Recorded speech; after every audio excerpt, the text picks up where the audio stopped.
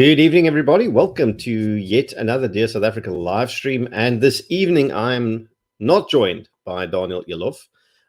He hasn't suddenly developed a penchant for wearing flat caps and other hats. He is unfortunately unable to make it, but he got us a really good. I'm not even going to call Martin a stand-in. Martin is in his own right sort of an expert in a great many legal things.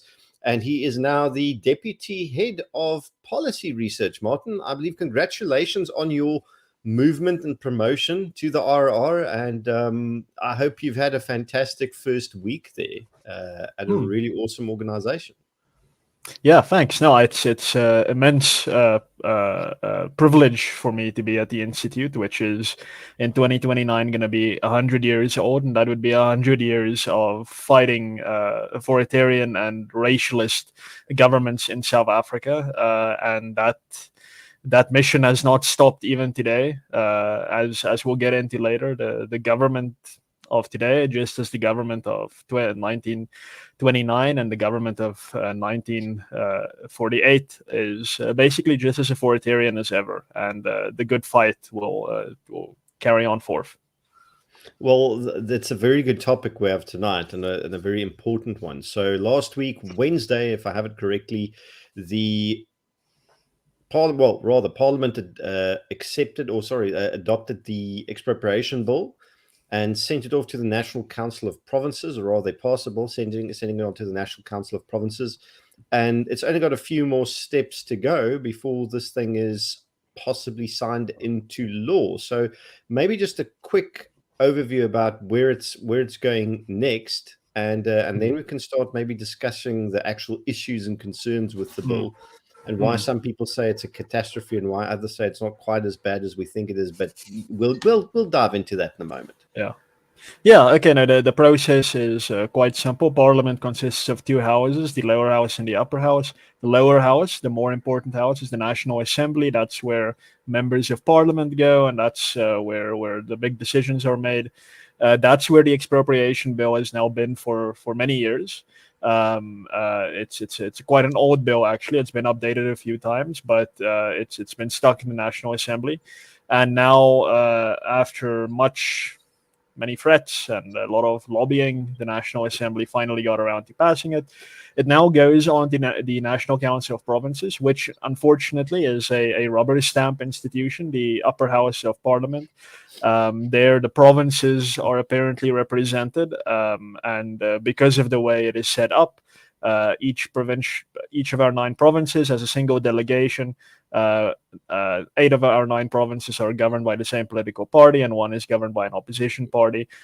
Ergo, whatever goes from the ANC-dominated National Assembly tends to always, in fact, I think there's maybe 1 or 2 exceptions in our two-decade history, tends to always get passed by the National Council of Provinces. So we're expecting that, although the Institute has rightly called upon the National Council of Provinces to exercise its wise judgment and to rather not adopt the Expropriation Bill. But let's be realistic, it probably will be adopted.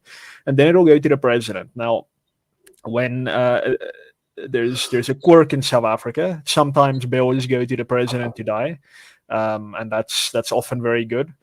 Even though both houses of Parliament have adopted a piece of legislation, often it just lays on the president's desk and nothing happens for several years. Sometimes it just disappears from the public consciousness, and other times, like with the Copyright Amendment Bill quite recently, after many years, the president just one day wakes up and he signs it, and then it's law. So that would be the next big step after it goes through the National Council of Provinces. And then the IRR will certainly, amongst many other civil society organizations, also call upon the president to withhold his signature and rather refer the bill back to the National Assembly, as he is constitutionally empowered to do, if he has constitutional reservations about the constitutionality of the bill, and send it back to the National Assembly and say, listen, this is not a constitutional piece of legislation, fix it. So he can do that. We will ask him to do that. And if the National Assembly does not address those concerns, then the president will also have the constitutional prerogative to refer the bill directly to the Constitutional Court. to confirm or deny the constitutionality of the legislation. So that's briefly the process. Hello, Rob. Yeah, so Rob is joining us from a load shed location, so that's why he's got a slight microphone buzz, folks, in the comments. But hi, Rob. I don't know if you can hear us, but you can. That's fantastic. Yeah. Hello, Martin. How are you? Good, and yourself, sir? No complaints. So just to dive back into that, Martin. So there's a bit of a process still here. Let's be realistically pessimistic and say, great, this thing is signed into law as it is. There are concerns about the constitutionality of a number of paragraphs, clauses, the contents of this bill, probably the thrust of it altogether. So I think maybe let's quickly, before we dive into that and what can be done, I think that's more of an ending type of conversation. What are the dangers inherent to this piece of legislation at the moment? Because they've been numerous concerns highlighted. Equally, we've had public figures express the opinion that everyone that's shouting this thing down are overreacting, as we always do with every single piece of legislation. There are two camps around it, but as a very rational man with a very thorough understanding of the Constitution and constitutional processes, what's your take on this? And I think Debbie in the comments, was the bill limited to government land and abandoned land as that was written in certain reports, or was privately owned land included? And you see, this is the sort of information, misinformation, asymmetry of information that kind of really muddles public input into things like this. So, Martin, the floor's yours in that regard. Okay, so I'm going to try and keep it as brief and simple as I can. There are many issues in the bill, some very big, some very small. But let me keep it quite general and start with what the Constitution says. Section 25 of the Constitution guarantees to everyone a right to own property and a right not to have that property taken, deprived from them. Section 25(2) and 3 of the Constitution says that property may be expropriated if there is a payment of just and equitable compensation. And then there are various factors that can be taken into account, that must be taken into account when the compensation for that property is determined. Now, that is the constitutional standard. They wanted to amend the Constitution to take away that standard or to water it down. They failed to do that. So the Constitution is as it was in 1996 when it was adopted.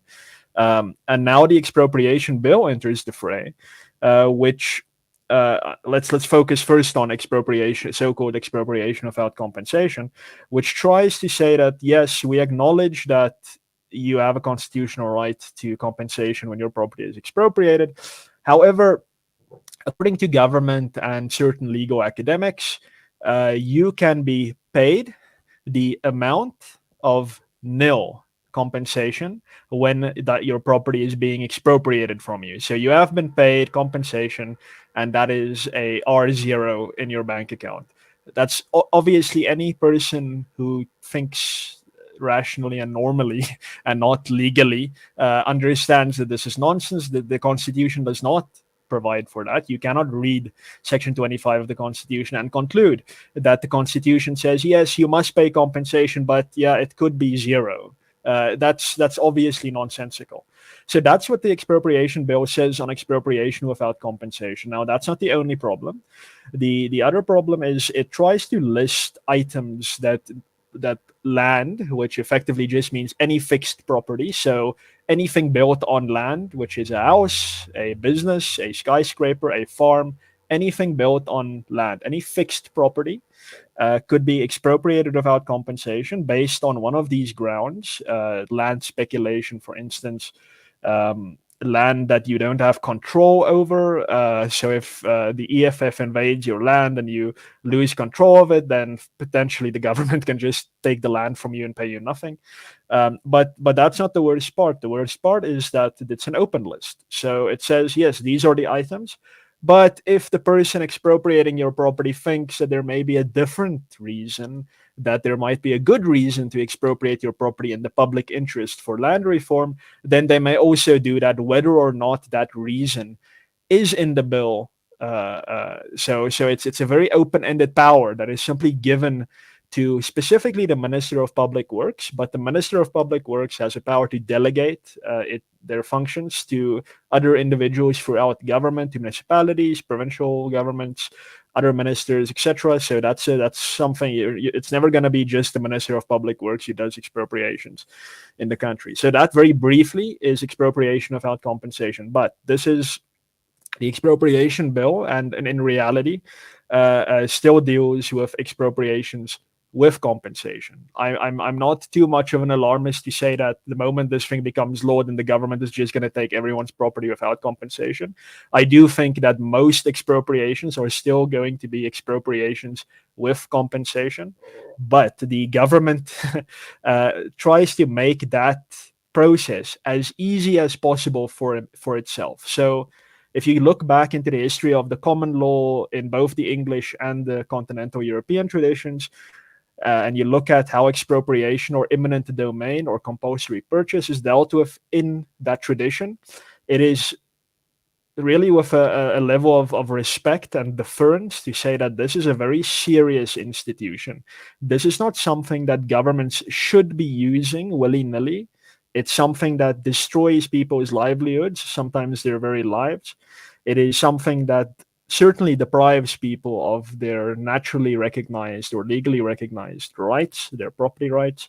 And therefore, it is something that a government must be very careful in using. And to ensure that this happens, there must be a cost on government, and that cost is the compensation that it must pay.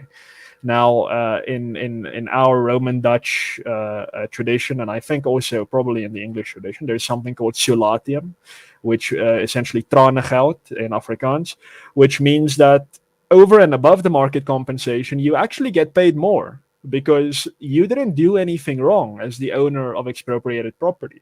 This is not a criminal law matter. This is not a matter of delict or tort. You did nothing wrong. You're innocent. But the government, for some reason, does need your property.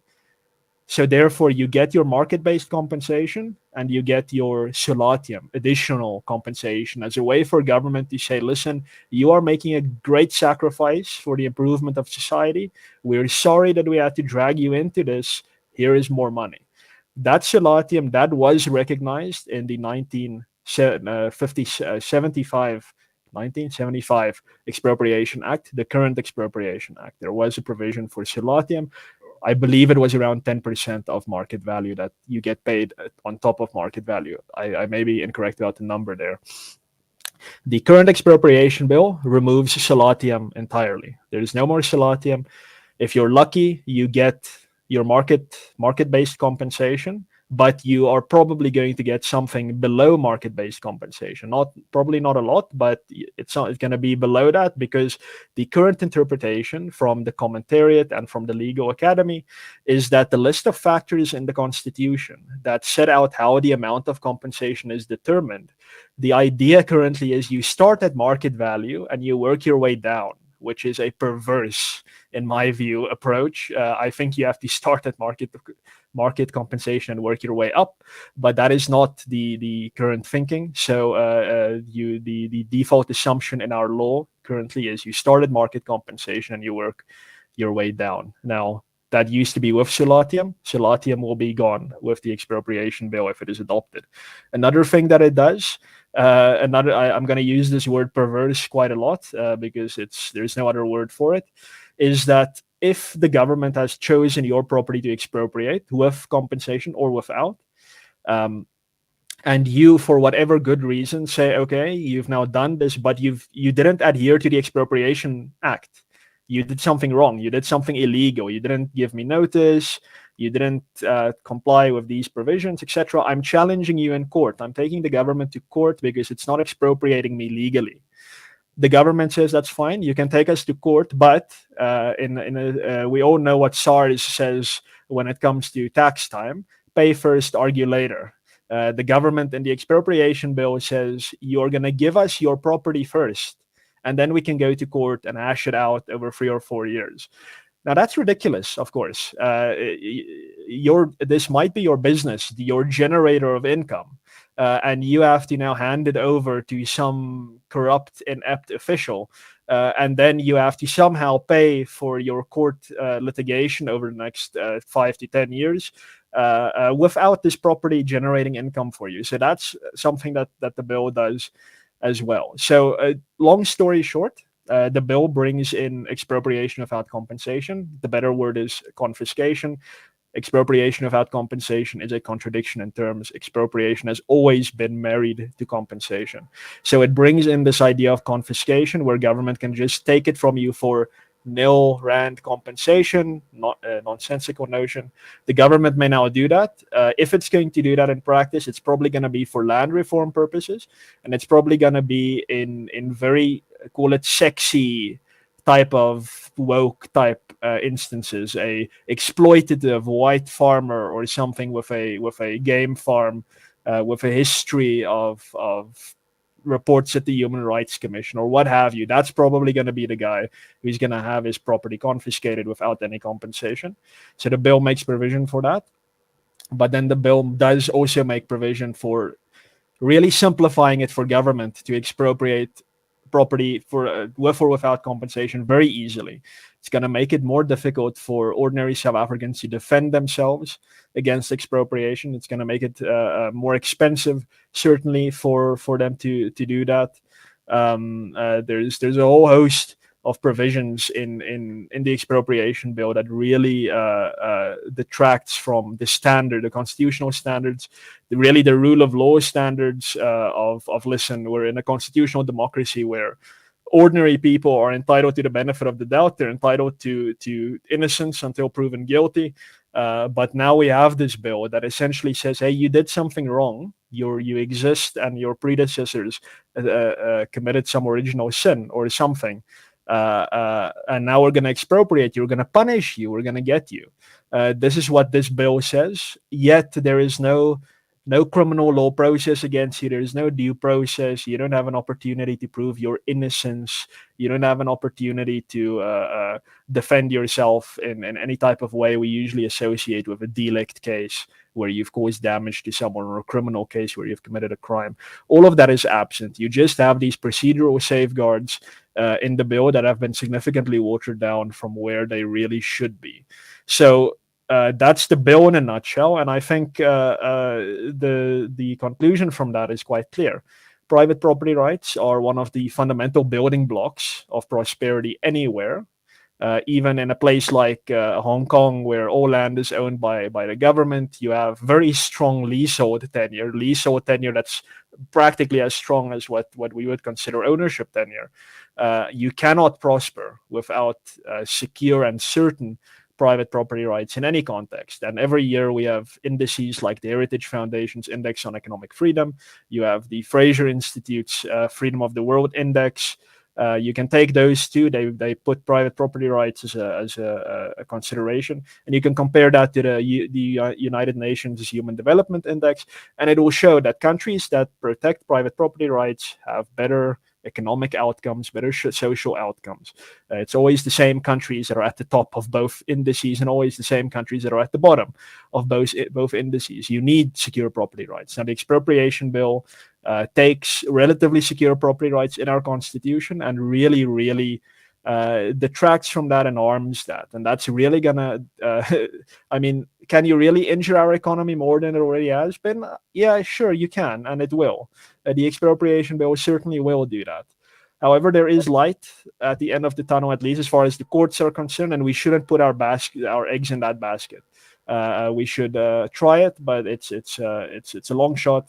The expropriation bill is so brazenly unconstitutional that I think it will be found to be unconstitutional. But it's not the only problem we have. The IRR is concerned about the land court bill, which essentially in expropriation cases, it now replaces the normal high court with a land court.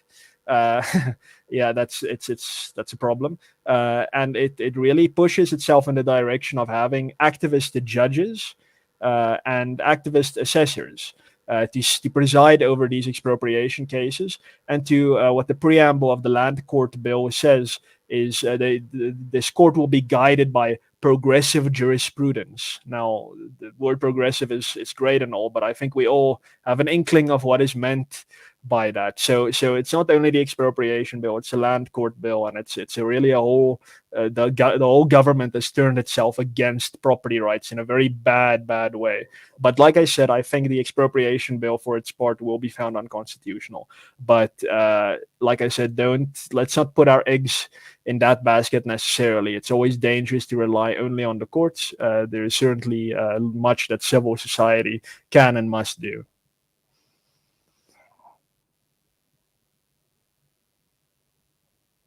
Sorry, Gideon, I can't hear you. Oh, sorry about that. There we go. I was about to say, like, I'm going to give Rob a few, because I'm sure he's got some questions on this. And I definitely think before you leave us, Martin, we need to seriously talk about what civil society can do. But Rob, let me shut up for a second, and you've got some questions for Martin, I'm sure. Yeah, many questions, and I don't even think we have enough time for it all. But Martin, yeah, thanks for a very comprehensive explanation there. It certainly clears up some very pertinent points. You know, one thing I have to point out is that the land court bill was signed in a week prior to this expropriation bill through Parliament, and obviously the two run hand in hand. They cannot operate without one another. It even goes so far as to say that any disputes on the land expropriation process have to be dealt with by the land court before you can approach any other body. My concern is around the land court. What is that body? Is it a legitimate body, and is it comprised of politicians, bureaucrats, or is it actual judges and so on, as a court should be? Yeah, so the land court is, so we've had the land claims court in South Africa since 1995. That will now fall away. And we've also had high courts that have dealt with property matters and land reform matters as well. The normal high courts will now lose their jurisdiction over land reform matters, and that includes expropriation, at least for land reform matters. I'm not entirely sure if it includes normal expropriations to build a bridge or something. It might. But at least as far as land reform expropriations go, these will now go to the land court. Now, the land court will effectively function as call it a quasi high court. There will be a judge. I think I think it's going to be a high court judge. I don't know if they'll be sitting as a land court judge. But the interesting thing is, as I said, the preamble of the bill. Now, a preamble isn't directly legally enforceable, but it does provide a lot of guidance in how the law is interpreted in practice. It says that the court is going to be guided by progressive jurisprudence, and then it also makes provision for assessors. So in our legal tradition, in the High Court, judges can be assisted by so-called assessors. So we don't have juries or anything like that in South Africa. So assessors are kind of lay judges. They don't really preside over the case. They listen to what is presented. And then when the case is, when the parties have presented their cases, they and the judge go and they deliberate. And when it comes to the land court, the assessors, I think two of them and one judge, must then come to a determination of fact. And the assessors being two and the judge being one, the assessors can overrule the judge's view of what the facts of the matter is. I think the judge still has the say on what the law of the matter is. But when it comes to expropriation, something like the history of this property, was it in fact stolen by colonial authorities? Was it conquest? Those are all determinations of fact. Now, the land court bill, unfortunately, to my understanding, allows assessors to be effectively land activists, people who have worked in that space. They probably need a legal qualification. I'm not entirely sure. I'm not as familiar with the land court bill as I am with the expropriation bill. But effectively, people who've worked in that space around land activism and so on, these people could become assessors. And there's a real issue there about having these effectively activists overruling a judge on determinations of fact, because then a determination on law isn't really going to get you far when you're trying to defend yourself against an unlawful expropriation. So there is a lot of concern around the land court bill.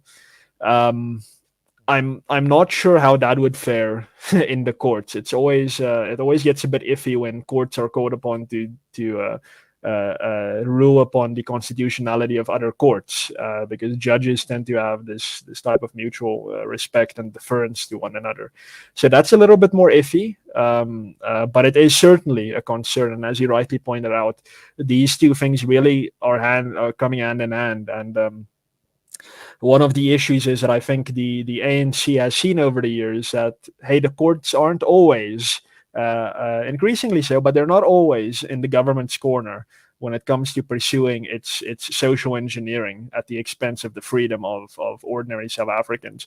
So I think that's simply why we now have this land court being proposed, and that's something to be very wary of. Yeah, so that's something that I did look at as well.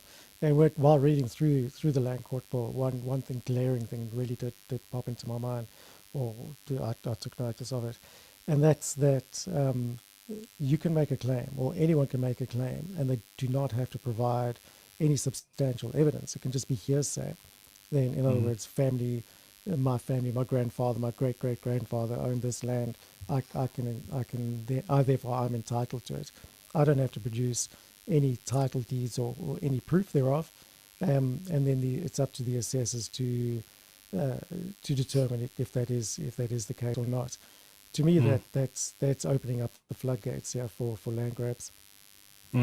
Yeah, no, that's a huge issue. The land court bill effectively says that because you are dealing here with the setting right of past wrongs and with restitution claims, and because often the people who have to make these claims are not well versed in legalese and so on, and they don't really have access to expensive lawyers, we want to simplify it. It's like the CCMA as well, which is a simplified legal process, the labor court as well when it comes to labor law.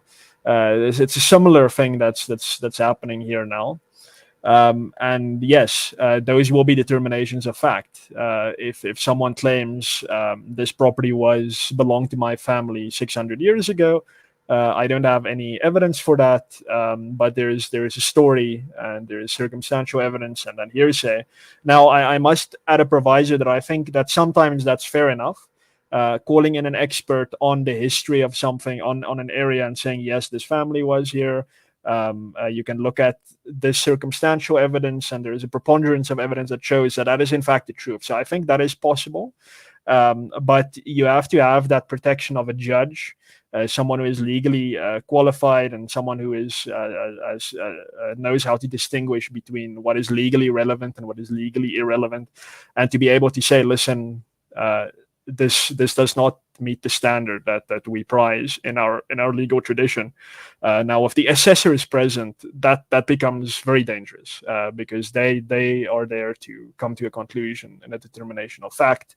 And if they are drawn from this pool of effectively land activists, people who have a politically vested interest in the so-called land question, then it gets very dangerous. Then you really have to buff up the land court bill with very strict rules of evidence, which it currently certainly lacks. So yes, there's a big risk there. And yeah, I presented to Parliament on this aspect of the land court bill, and Parliament didn't seem too concerned, surprisingly enough. So I think it's probably time for civil society to start saying, listen, let's not do this. So on that note, because we're almost at we'll go a bit over time here. By the way, folks, Rob is in the midst of load shedding. His audio quality is a victim of that, so that's why his volume is low and you can hear him buzzing. Unfortunately, not much we can do about that. can put the blame at the door of Eskom and Mr. De Ruyter, I think, and everyone else, and Minister Gordon as well. Martin, quick one on additional point. So this is quite grim and dire. It does not bode well for private property rights, and hence it doesn't bode well for the prosperity of South Africa. There have been a few questions before we come to what needs to be done. I think it's a good thing to quickly address them. People are unsure about what sort of asset is targeted here for expropriation. Debbie, for example, asks, can trusts be expropriated if land is part of them? If expropriation bill is declared unconstitutional by the Court, would the land will use its power? And other questions about what, I'm going to put the question to you, and what would be the impact on financial institutions. Now, as far as I understand it, this is aimed at any land. So whether the land is part of a trust, whether it's part of you as a private individual holding it, that does not matter. It can be expropriated, and as things stand, if it's passed, with nil compensation. And there may be an additional element that obviously the unmovable property that is on that land, whether it's a head office of a major corporation or whether it's a farmhouse or whether it's anything else, is lost as part of that process because you can't move the immovable property. So I presume that the land and everything that's not movable on it is then expropriated. Your contract with the financial institution that finances that is not affected by the expropriation, as far as I believe. So you will still be liable for paying that bond back, even though you are no longer in custody of that property. There's probably a very strong legal case to be made that you should not be held liable. But again, that's a separate case, which is a separate contractual obligation, which again puts the burden on you. Yeah. So it's a very dire thing to have your property expropriated because you can only lose. There's nothing like, there's no soft landing on this. So Martin, anything there that you'd like to add or that I missed? No, just to say you're completely right. There is this thing that it's about land. Yes, it does refer explicitly to land. It talks about land. But the Roman Dutch tradition through the concept of accession says that anything built on top of land becomes part of that land. So when you build a house, that house is part of the land that is expropriated. So absolutely, when it comes to any fixed property, the expropriation bill is applicable. Trusts, even unless there is a specific exemption in the expropriation bill, which I don't think there is. So even tribal land, etc., would be touched by this. Even state property, the expropriation bill makes provision for government to expropriate other government property. Now, of course, there's a built-in thing where that other government department can say no, and then it's the end of the matter. We don't get to say no, of course, but the fact is this is applicable to all property, all fixed property, and in theory, it's also applicable to bank accounts and copyrights and so on, but it won't be used that way. The government is doing other things to try and get our bank accounts and get our pension funds. They're not going to use this law, so don't be worried about the expropriation bill and bank accounts. But any fixed property. And then as far as the land court bill and the expropriation bill being connected, no. So if when hopefully the expropriation bill or act is found to be unconstitutional, the land court bill won't necessarily also be unconstitutional. I think someone will probably challenge the constitutionality of the land court bill. I think that's going to be a tougher case. But those two cases won't be, they might be related, but they're not going to influence the outcome of the other. And then on the banks, the IRR has been at the forefront of trying to get an answer out of South Africa's financial institutions about what do they think about this expropriation bill, and are they going to keep their clients held to those contracts. Now, I've only started this week. I can't tell you precisely what answers have been received, but from my understanding, there's been a whole lot of ignoring the IRR, and effectively that the banks will expect you to continue paying what you owe them. Now, I've lost a lot of trust in our courts. I haven't lost that much trust in our courts that I think a judge will sit there and say, no, you have to continue paying it off, even though the property has been taken from you, especially when you didn't receive any compensation, then I do think a judge is going to say, no, that contract is by necessary implication now also void, and that maybe the bank should follow up with the department that expropriated your property. So I think that there is light at the end of the tunnel there, but as you rightly say, Gideon, this is litigation is not cheap. It's a lose-lose at the end of the day, and I just need to bring that back to what I said at the beginning. Expropriation is not supposed to work like this. When you are expropriated, you should actually be rewarded. You should get market compensation and more. You should be in a better position than when you were before you were expropriated, because you did nothing wrong. The government needs your property for something. It's a very big, good government reason for your property to be taken. It should be falling down on its knees in front of you saying, listen, we're so sorry. We're so bloody sorry that we have to do this to you. Just take all this hell of a lot of money and get off the property so we can just do it. That is now being flipped on its head, and compensation is now being treated as a generosity. Maybe if you're lucky, the government will give you some money. That's really, really perverse. It's an injustice, and it's a very clear manifestation of what we like to call tyranny. And nobody should accept this type of backwards provisions I know appeals to the current year, but listen, it's 2022. We can't accept this type of nonsense in this day and age of human rights and liberal democracy. We can't. We have to push back against this. And that, I think, is where the final element comes in, the pushing back. What can civil society organizations and ordinary people do in order to push back against this, perhaps intercept this bill or fight it if it's passed into law? What are the options, recommendations, Martin? Practically, what can we do? Yeah, that's always the most difficult question to answer. But for me, my favorite is exactly case why I'm asking it to you. Yes, but I think you'll probably have more insight, because my favorite case study on this is the Firearms Amendment Bill. And that is something that the so-called Minister of Police tried to pass through again about a year or two ago. And really just almost instantaneously, there was a chorus of opposition from across racial lines to the proposed disarmament of people who want to defend themselves using firearms. And that was shelved. Now, I'm sure they're going to try again in a few years. But the fact is, there was a shift in the balance of forces. It was clear to the government that it did not command South Africans' support. Now, when it comes to expropriation, the IRR has conducted yearly surveys, and we've pertinently asked about whether South Africans would prefer land expropriation without compensation, or the opposite of that, which is secure property rights, jobs, and economic growth. And the vast majority of South Africans choose the latter. Very few South Africans, I believe the latest survey said something like 15% of white South Africans and 14% of black South Africans say they would prefer expropriation without compensation. The rest said no. So already we're in the clear there. Most South Africans oppose expropriation without compensation. Now, unfortunately, and for some reason, I'm not sure why, that's not really being manifested in any considerable way, in the way that we saw with the Firearms Amendment Bill.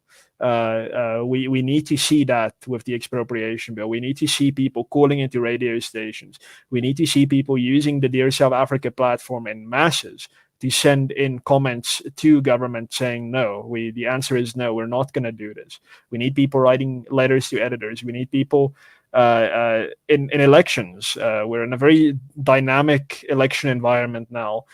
We need them to declare their intention on expropriation without compensation at the ballot box. I've been a single issue voter these last few elections. When I go to the ballot box, I vote only for those who have said assuredly and undoubtedly no, unambiguously no to expropriation without compensation. And I would call on anyone to do that. Don't take a chance, perhaps, for instance, on a mayor who once said that he would use expropriation without compensation quite liberally in the CBD of Johannesburg. Don't go there. Do not vote for people who are ambiguous about expropriation without compensation. The answer is no. But those are some of there's one more fund organizations that do have the capacity to litigate on your behalf, that do have the capacity to build networks and infrastructure, civil society infrastructure on your behalf. Litigating alone is expensive, it's almost out of reach, but contributing a small amount of money to the Institute of Race Relations, to Dear South Africa, to AfriForum, to Solidarity, to Sakeliga, to the Free Market Foundation. These organizations have the capacity, are building the capacity, and are building networks, are building the infrastructure to provide a shield against laws like the Expropriation Bill. So I know it's a difficult economic time, but if we are going to stand any chance of defeating laws like this, we need these civil society organs to be capacitated. But then just a final, more meta point, and I think you guys are probably sick of me getting into this, but effectively, don't lose hope. Defeatism is really the end of the moment you buy into defeatism and you say, there's no use, they're going to do it anyway. There's no point in even trying. That really is the end of it. We need to keep up hope, because there is always hope. A lot of countries around the world were totally destroyed by war, by communism. People in their tens of millions starved to death due to communism. And the second that system, that tyrannical system ended, and the people decided, no, we're done with this, within a generation, those countries became prosperous. There's never a point where we step over a line of no turning back. It doesn't exist.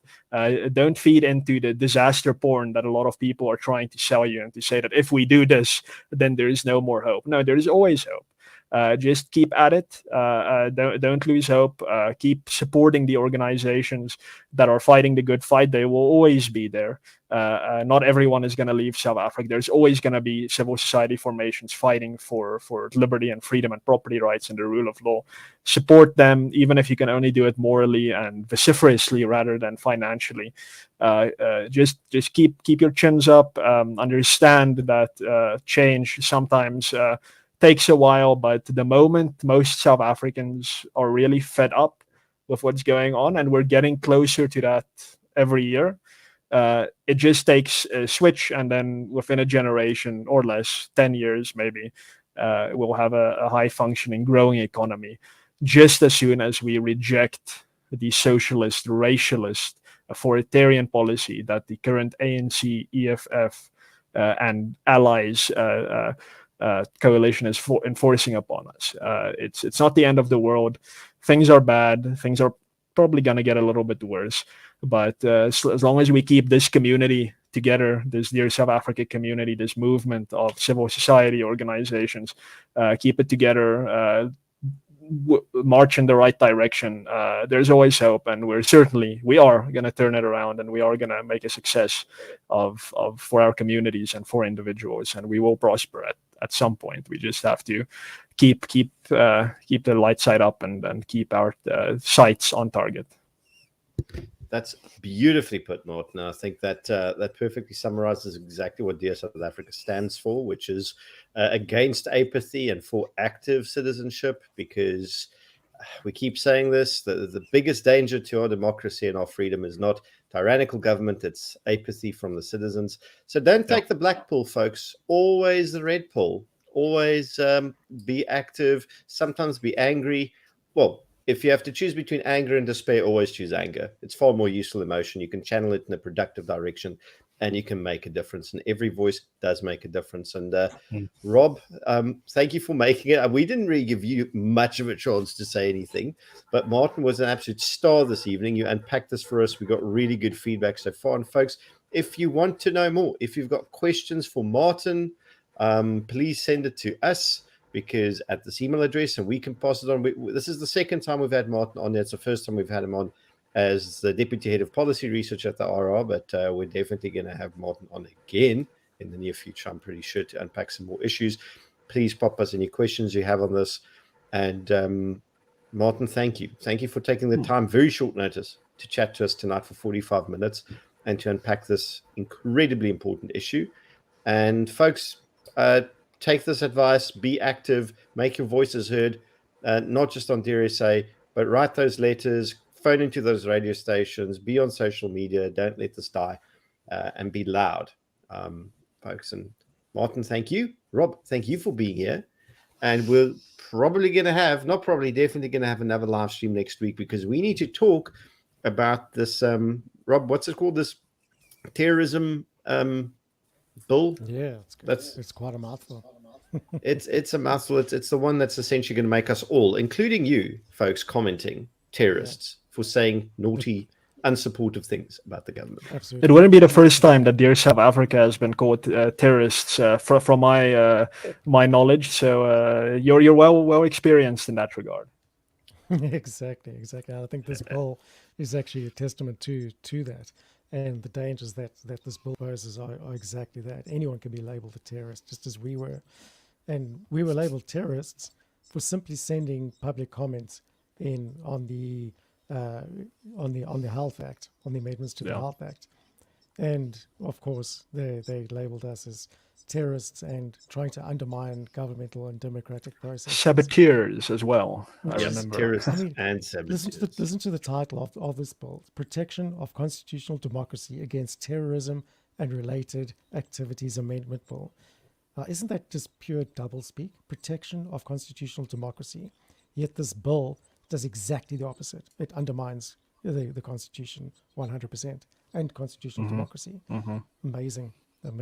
But yeah, we definitely need to have a chat about that one, because the closing period for that on the 18th. It's been extended to the 18th. So people need to have their say. In fact, this is quite possibly the most important public participation campaign we've ever run. Really, it is that big. Awesome stuff, Rob. And that's exactly the discussion we're going to have next week. Bring some clarity to that bill, the dangers of it, and encourage people to comment. And in fact, please do. You can find it under our latest campaigns on our website. Hang on a second. Okay, don't worry. I don't have the link ready here. But go to DearSA, find it under our latest campaigns, and have your say. It's a really, really, really dangerous bill. And on that bombshell, I'm going to let all of you return to what remains of your Thursday night, and hopefully not rolling blackouts. We'll see you again, same place, not necessarily same time, next week. Watch our socials for the broadcast booking, rather the broadcast schedule. Have a lucky evening. Thank you.